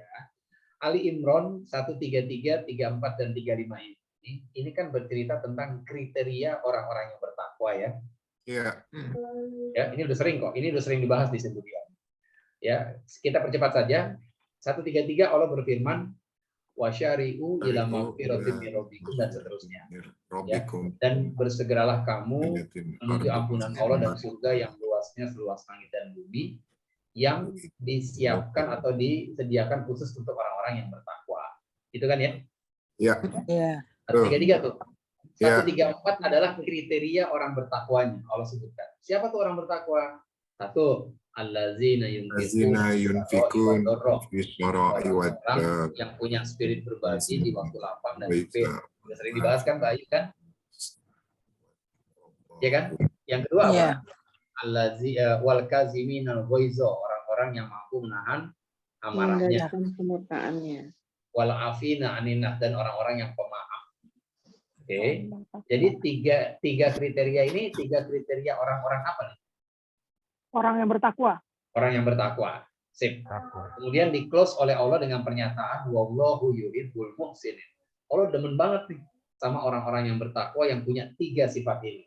Berbagi, enggak emosian, dan pemaaf. Gitu kan? Jadi ngomongin orang bertakwa kan? Lihat ayat 135-nya.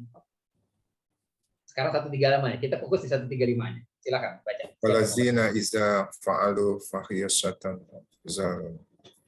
anfusahum zalamu anfusahum zakarullah fastaghfiru lizunubihim wa may yaghfirus dzunuba illa Allah. Iya, apa tuh artinya tuh, Pak Aryo? Dan juga orang-orang yang apabila mengerjakan perbuatan keji atau menzolimi dirinya sendiri, segera mengingat Allah. Lalu memohon ampunan atas dosa-dosanya, dan siapa lagi yang dapat mengampuni dosa-dosanya selain Allah. Oh, waman yaghfiruz dzunuba illallah. Dan siapa lagi yang bisa mengampuni dosa kita kecuali Allah. Jadi ayat 135 ini, teman-teman, ini masih ngomongin yang 133, 34 tadi. Masih ngomongin tentang orang yang bertakwa, bahwa orang-orang yang bertakwa pun berpotensi melakukan perbuatan keji dan munkar. Orang-orang bertakwa yang punya sifat apa tadi? Berbagi di waktu lapang dan sempit, ya, menahan amarah dan memaafkan. Ternyata mereka juga punya potensi melakukan kesalahan. Hanya bedanya orang bertakwa itu setiap kali mereka melakukan kesalahan, setiap kali mereka kepleset dalam satu perbuatan dosa, seperti ketika kita bangga dipuji sama orang, keren banget sih yuk, siapa dulu emaknya, astagfirullah. Ketika dia berbuat itu, dia langsung ingat kepada Allah dan memohon ampun. Oh. Jelas nggak nih 135 nih? Dan juga orang-orang yang apabila mengerjakan perbuatan keji atau zolim atas dirinya sendiri, segera ingat Allah. Jadi begitu kita bangga nih, siapa dulu emaknya? Astagfirullahaladzim. Ya kan? Langsung ingat Allah kan tuh? Segera ingat Allah, lalu memohon ampun atas dosa-dosanya. Ya Allah, astagfirullahaladzim. Gue barusan ujub nih. Dipuji sama si Abah. Ya kan? Langsung istighfar.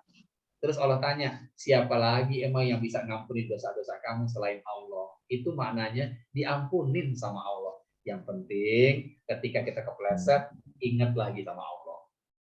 Gitu loh. Jelas nggak? Jelas.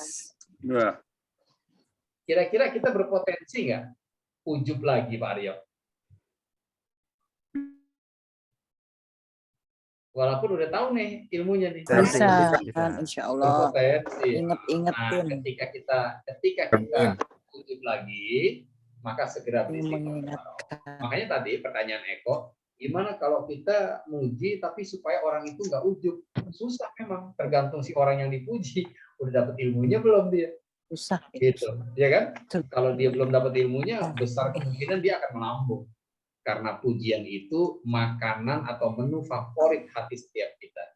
Meskipun terkadang pujian itu pujian yang palsu banget kok. Walaupun pujian itu palsu banget, KW banget, tetap yang namanya hati kita tuh demen sama yang namanya pujian, meskipun KW pujian. Maksudnya gimana maksudnya? Maksudnya gimana tuh kira-kira? Mbak Nia? Iya. Mbak Mia monitor? Siap. Monitor. Mbak Mia monitor ya. Mbak Mia ceritanya lagi kumpul nih sama teman-teman Centurion. Iya. Begitu kumpul, terus Mbak Mia nanya sama Aryo, sama Pak Aryo, maaf, sama Pak Aryo nanya. Pak Aryo aja, Ustadz. Ya, gue ini Kang masih Warno. oke gak sih, Yo? Gitu. Gue ini masih cakep gak sih, Yo? Wih, Mas, bener. Pak Aryo bilang begini, Mia, dari semua GRO yang ada di Century itu, lo yang paling cantik, gak ada yang ngalahin. Widih, bohong Simple. banget, bohong banget. Ya. Pak Aryo bilang begitu tuh, ya. Kalau kata Eko kan bullshit banget nih Pak Aryo nih, kata Eko nih. Iya. Mbak Mia juga tahu bahwa Pak Aryo ngomong begitu tuh ya nggak bener 100% gitu, ya. Atau ketika Nyenengin. Iya, nyenengin doang. Sama ketika seorang istri nanya sama suaminya, begitu mau tidur, Mas, setelah nikah 50 tahun nih, nikah 50 tahun sih. Dia nanya sama lakinya, Mas, aku ini masih cantik nggak sih? Beb, tidak ada wanita yang lebih rayut kita dini. Iya, bayang nanya sama suaminya. Tapi kan memuji itu kan sebetulnya Kan ibadah ya kalau muji. Ibadah. ibadah. Ya. Kan menyenangkan hati istri boleh dong Ustadz, walaupun Boleh, berbohong boleh. putih. Bukan itu. Bohong putih. Gini teman-teman, bohong poinnya yang ingin saya sampaikan bukan tentang itu, tapi yang ingin saya sampaikan bahwa pujian itu adalah menu favorit hati kita, meskipun pujian itu palsu banget, gitu loh. Betul sekali. Pujian itu ketika Exactly. yang tanya sama suaminya, Mas, aku ini masih cantik nggak sih? Terus suaminya bilang, Silvi, kamu itu wanita tercantik di dunia, nggak ada yang lebih cantik dari kamu. Setelah nikah 20 tahun. Itu walaupun Mbak Silvi tahu ini laki gue cuma ngomong doang begini, gue tahu nih masih banyak yang lebih cantik. Pertanyaannya, ketika suaminya ngomong begitu, coba jujur deh, hatinya Mbak Silvi berbunga-bunga nggak? Oh iya. Seneng tapi bohong. Iya, istri mana sih yang bunga-bunga dibilang Malah ngambek, malah ngambek. Seneng tapi bohong, ngambek. Lu mabok ya? Suaminya muji biar dikasih. Dibuka dulu suruh.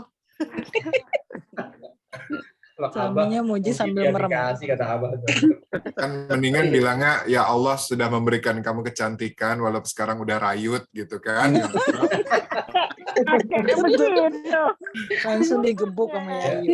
Nah, kan tadi Pak Aryo bilang kan boleh dong Pak Ustadz, boleh dong muji, ya kan nyenengin hati istri. Makanya tadi saya bilang ketika saya menyampaikan ini, poinnya bukan itu, poinnya bahwa hati itu demen sama yang namanya pujian meskipun palsu. Makanya bahaya yang namanya pujian, berpotensi banget membuat kita itu harus bangga gitu kan. Nah, tapi kalau kita bicaranya di kotak yang berbeda, ketika suami berdusta, suami itu nggak jujur ngomong sama istrinya, kamu itu wanita paling cantik mah, padahal istrinya udah mulai nggak cantik lagi gitu ya. Di kotak itu Rasulullah membolehkan. Di kotak itu, ya di kasus ini, Rasul membolehkan seorang suami berdusta kepada istrinya. Jika kedustaan itu untuk menumbuhkan rasa cinta dalam rumah tangga, maka itu dibolehkan. White lie. White lie, benar. Sama ketika suami kita perutnya udah one pack gitu ya, begitu tidur bajunya keangkat itu ketarik karena ukuran size bajunya. Ustaz jangan dibuka. Ketarik, terus nanya lagi sama istrinya, Ma, Kak, aku ini gimana sih, Ma?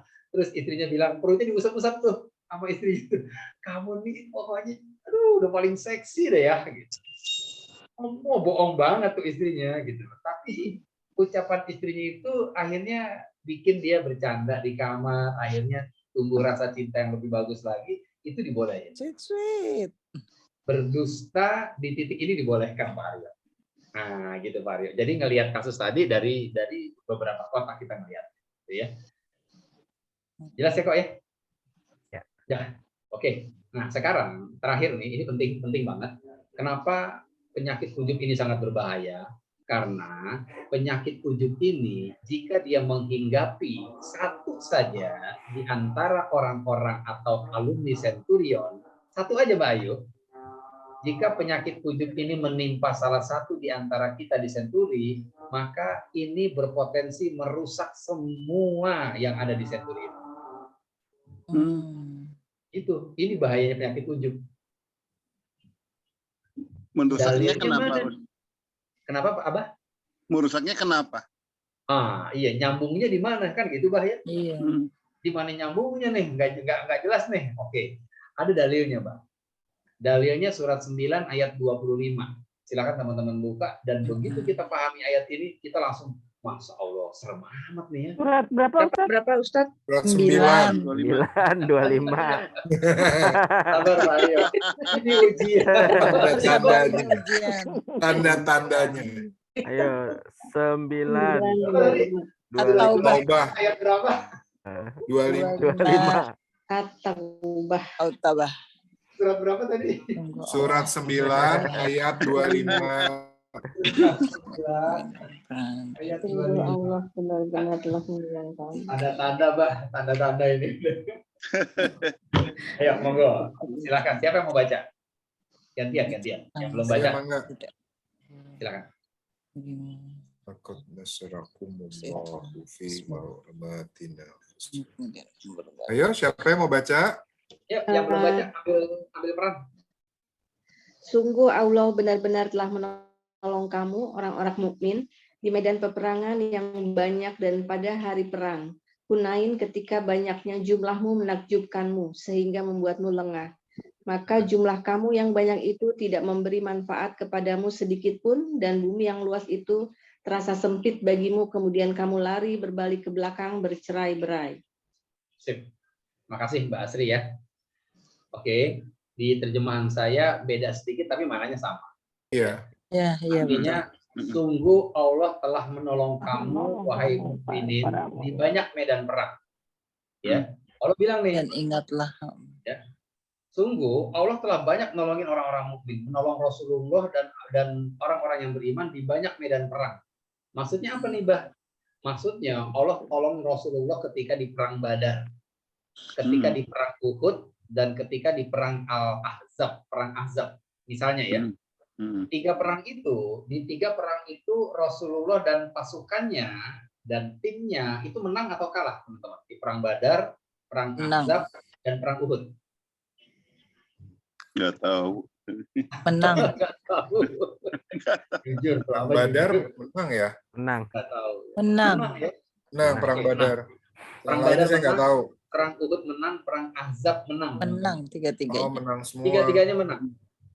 Padahal jumlah pasukan Rasulullah di tiga perang itu jauh lebih sedikit dibanding jumlah pasukan musuh. Catatannya itu. Iya. Oke. Oke. Terus lanjut nih ayatnya lihat. Dan ingatlah perang Hunain kata Allah. Hunain. Ingat perang Hunain.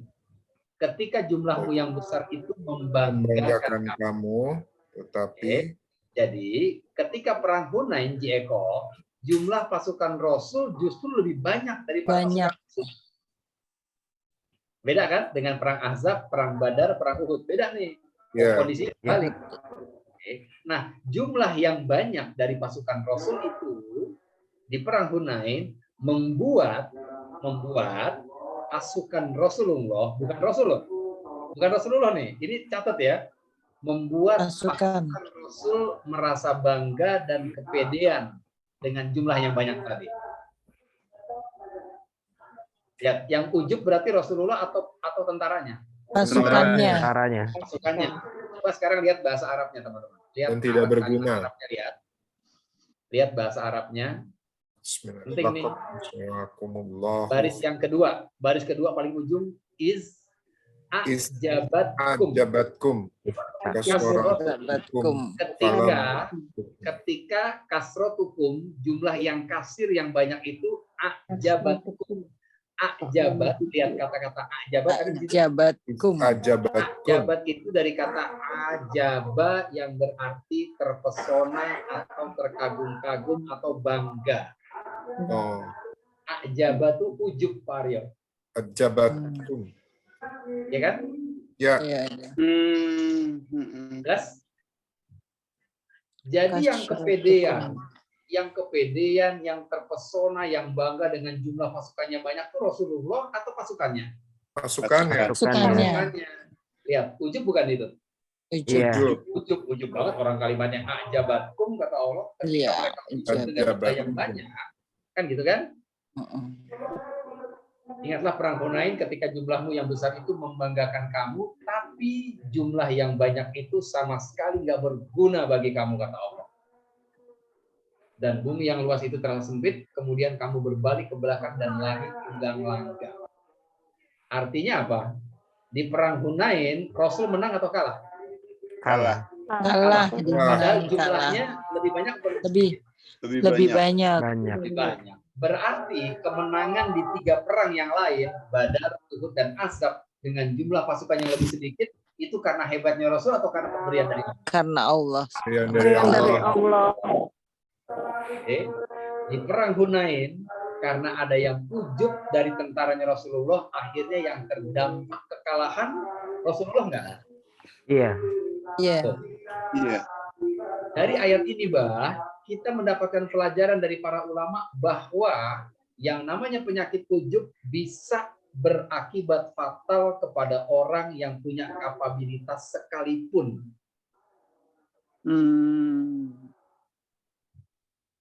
Yang ujub tentaranya Rasulullah, yang terdampak Rasul aja terdampak penyakit ujub, Mbak Ayu. Iya kan? Masya Allah. Gimana kalau penyakit ujub itu ada di antara teman-teman kita di Centurion? Gimana kalau penyakit ujub itu ada dalam keluarga kita, suami kita, istri kita, atau anak kita? Maka penyakit itu berpotensi merusak rumah tangga kita. Itu bahayanya penyakit ujub. Betul nggak? Betul. Ayat ini menjelaskan betapa bahayanya penyakit ujub. Iya, betul. Apa tadi itu ayat tadi itu? Ajabatkum. Ketika mereka ujub. Ya kan? Ketika mereka merasa ujub, kasrotukum, dengan jumlah besar yang mereka miliki. Kata Allah, nggak ada artinya jumlah itu kalau kamu bangga dengan itu. Kalau bikin kamu kocar-kacir semua. Kamu lupa bahwa kemenangan di perang sebelumnya itu pemberian dari aku. Jadi jangan kepedean dengan jumlah yang banyak. Mereka pede, tenang Rasulullah. Ahzab kita menang, jumlah kita sedikit. Badar kita menang, jumlah kita sedikit. Kita bakal menang sekarang, jumlah kita banyak. Yang pede, yang ujub, anak buahnya Rasul. Rasulullah terdampak. Maka ketika ujub ini menghinggapi salah satu di antara persahabatan kita, itu berpotensi merusak kita semua. Jelas nggak? Ya. Siap. Jelas. Berarti kita perlu nggak sih mengkampanyekan bahayanya penyakit ujub? Perlu banget. Jadi agent mulai of dari change. diri kita, pasangan kita, anak kita, ajarin nih bahayanya penyakit ujub supaya rumah tangga kita aman, ya kan? Supaya persahabatan kita juga aman. Maka tagline yang kita jadikan oleh-oleh atas kajian kita malam hari ini adalah jangan ada ujub di antara kita. Oke. Ya, meskipun kelihatannya bercanda nih kalimatnya, kelihatannya joke kalimatnya, tapi ini real. Jangan sampai ada ujub di antara kita, ini bisa merusak kita semua. Bukan jangan ada dusta di antara kita ya. Itu juga. Karena kan Itu dari juga. pujian kan bisa ada dusta, benar dong. Iya. Iya. Iya. Ya saling mengingatkan berarti ya, diingetin ya. Amin. Insya Allah kita ingetin, Kita Abah. ingetin Abah nanti. Ingetin, pasti kita nomor 1 ingetin. Iya, Abah kan kalau ingetin Abah terus belajar di delete kontak. Ya. Ini Itu itu ujian kan ya. justru. Teman-teman ring 1 nih, Pak Aryo ring 1 buat teman-teman Centurion, begitupun sebaliknya. Nah, karena kita sama-sama ring 1, maka yuk sama-sama kita saling mengingatkan bahayanya penyakit ini. Maka setiap di antara kita ada yang bangga, ingetinnya baik-baik aja. Begitu siapa dulu, langsung ingetin. Haza min fadli Robbi. Sambil bercanda nggak apa-apa, ingetinnya gitu loh, biar nggak sakit hati, biar nggak merasa digurui, gitu kan? Ingat Nabi Sulaiman, ingat Maria, gitu. Jangan ingat Korun sama Firaun. Iya. Kayak gitu. Ya, Benar. Ustadz boleh tanya langsung ya? Ya, Pak Rio. Ini kan berarti kan kita kan untuk saling mengingatkan ini berarti untuk tidak ada ujub di antara kita itu adalah supaya kita tidak bersombong diri, baik kita saat memuji maupun dipuji. Ya betul ya.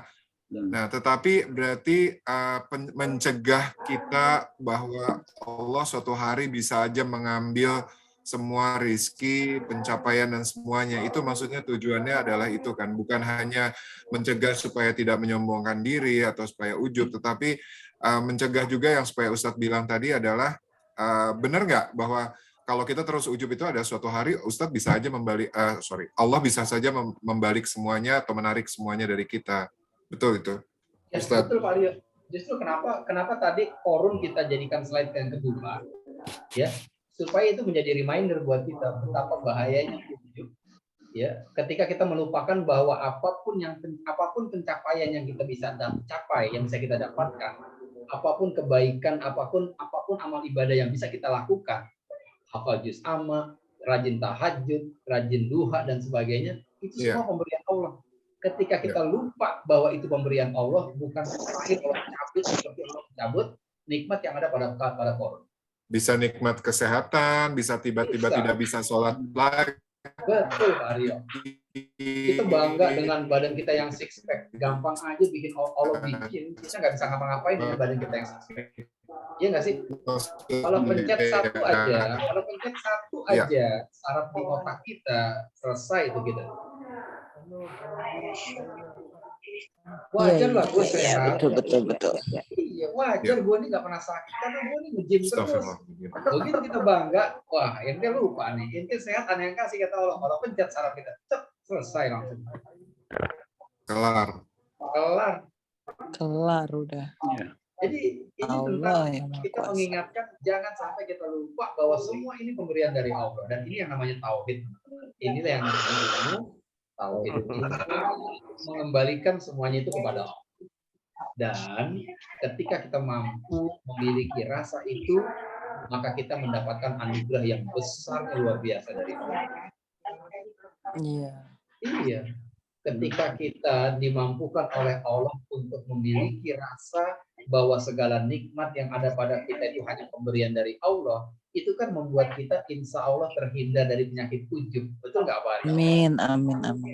Iya. Kalau terhindar dari ujub, Allah senang sama kita. Allah nggak benci seperti Allah benci kepada Korun yang membuat Allah ambil semua nikmatnya secara langsung habis saja. Gitu. Betul Pak Aryo, betul banget. Betul. Terima kasih Ustaz. Betul. Kita bikin tulisannya aja deh, ya. Kita bikin tulisannya supaya jadi oleh-oleh kajian kita malam hari ini. Jangan ada ujub, ya. Jangan. Tulisannya bagus Ustaz. Jangan ada. Belajar dong nulis sama Pak Ustadz. Jangan ada ujub. Door prize-nya next kajian tuh ditulisin di Ustadz di MOOC. Nah, ini kita jadiin tagline kita malam hari ini. Seperti itu. Jangan ada ujub di antara kita. Nah, itu dibuat kaos bagus tuh, Ustaz. Iya, keren tuh. Iya ya. Iya dong, dibuatin kaos nanti yang desain di tengah. Nanya, kalau orang nanya baru kita jelasin. Itu Mario ya. Pak Ustadz jawabnya Masya Allah itu lagi dipuji. Iya. Betul. Oke ya, teman-teman. Baik, Ustaz. Ya, jadi ini yang bisa disampaikan berkaitan dengan materi bahayanya penyakit ujub. Semoga ini bisa menjadi ilmu ya buat kita yang bermanfaat, ya, yang bisa membuat kita terhindar dari penyakit hati yang bernama ujub ini, karena ini sangat berbahaya, teman-teman. Sangat berbahaya, dan semoga Allah tolong kita ya untuk bisa menanamkan surat 16 ayat 53, surat 27 ayat 40, dan surat Ali Imran ayat 37, ketika kita dimampukan mengembalikan bahwa semua nikmat itu datangnya dari Allah. Amin ya robbal alamin. Cukup dari saya. Amin. Alamin. Saya kembalikan ke Pak Arya. Silakan Pak Arya. Ya, terima kasih Ustaz. Alhamdulillah Rabbil Alamin. Kita telah selesaikan kajian online pada malam hari ini. Dengan singkat, padat, kita dapat ilmu. Apakah yang tadi kita sampaikan tadi ternyata di awal benar ya, bahwa ternyata ujub ini memang bisa terjadi kapan saja dan oleh siapa saja. Dan tadi di tagline terakhir, Ustadz juga sudah bilang bahwa jangan ada ujub di antara kita, dan semoga pada saat kajian hari ini seterusnya kita sudah mengingat bahwa jangan sampai kita ada ujub dan saling mengingatkan satu sama lain, karena kita memang ring satu ya, hampir setiap hari kita komunikasi di grup taklim, ya kita bisa mulai saling mengingatkan. Itu aja yang saya dapat insight dari kajian malam hari ini. Dan saya ucapkan terima kasih Ustadz atas kajiannya, dan semoga ilmu ini bermanfaat buat kita semua, dan juga untuk kita supaya kita lebih istiqomah juga. Dan selanjutnya saya summary aja mengenai yang tadi, mungkin ada yang baru bergabung, teman-teman tadi ada Dini ya, baru bergabung, terus siapa lagi tadi? Saya sampaikan juga bahwa jadwal untuk kajian Ustadz di mulai tahun 2023 sudah bisa difikskan di setiap minggu ketiga ya. Mia juga tadi baru gabung, jadi setiap mulai tahun depan Mia jadi akan ada di minggu ketiga setiap bulannya, dan di pagi hari jam 10 hari Minggu ya. Nah itu nanti yang 2023 Januari itu jatuhnya di tanggal 15 Januari.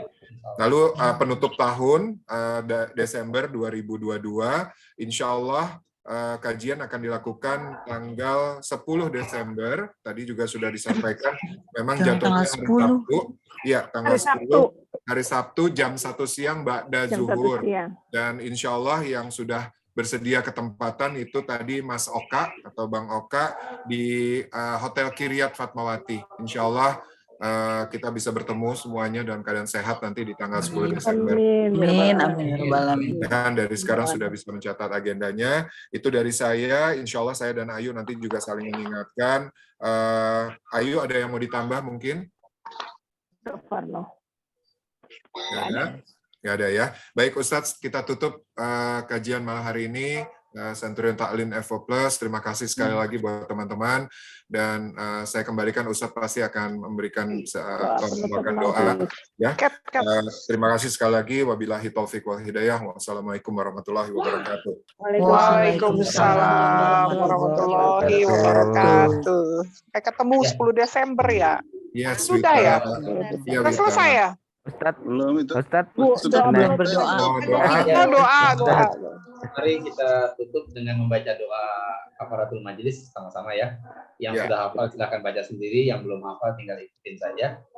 Subhanakallahumma wa bihamdika asyhadu an la ilaha illallah astaghfiruka wa atubu ilaik. Nah, untuk kepentingan dokumentasi, Mbak Wita, Mbak Dini, Mbak Asri, jika berkenan, boleh dong di on cam, kita mau ambil gambar sebentar. Mau ya fotonya buka. di-on-kan. Udah asli. Halo, ayo. Ternyata gue Giga. ganteng juga. juga ya di foto. Astagfirullah. Mbak Wita, berkenan Mbak Wita. Halo, Nggak Abah. pakai nyari Halo. kerudung dulu. Aduh. Iya. Ini aku udah ada. Oh iya, gue belum pakai kerudung. Hai Dini. Soalnya lagi ngangkat badan. Mia mana Mia? Mia. Tunggu. Eko nggak pakai kerudung kok. Tembap. Lagi enggak. Lagi. Mia. Oka mana Oka? Kok itu sih? Kita belum ketemu. Oka hilang Oka. Lobet. Oka ada nggak Oka? Hilang. Oka Nursyah udah ada. Oka lagi. Oka ada. Udah. Mbak Oka Dini. di hotel kayaknya. Sehat Mbak Dini. Oka udah ada fotonya. Kita tunggu Mbak Wita sebentar ya, teman-teman ya. Iya, pakai handphone ini juga. Aduh. Iya. Hai Aci. Kok ngilang? Nenek mana? Senyum terbaik 1, 2, 3. Sekali lagi 1, 2, 3. Sip, terima kasih teman-teman semua. Saya pamit ya. Kasih. Kasih Pak Ustadz. Sampai ketemu bulan depan. Masih black ya kan? Masih black ya. Sampai ya Kak. Dah. Masih black ya? Masih black. Masih black. Sampai 23 November. Wah, sabar ya kok. Mbak Ayu dan Pak Aryo dan teman-teman masih mau pakai linknya nggak? Boleh Ada sebentar, yang 5 menit. Oke, saya live sendiri kalau gitu ya. Izin Baik ya. Ustaz, terima kasih. Mia muncul. Mia muncul Ustaz.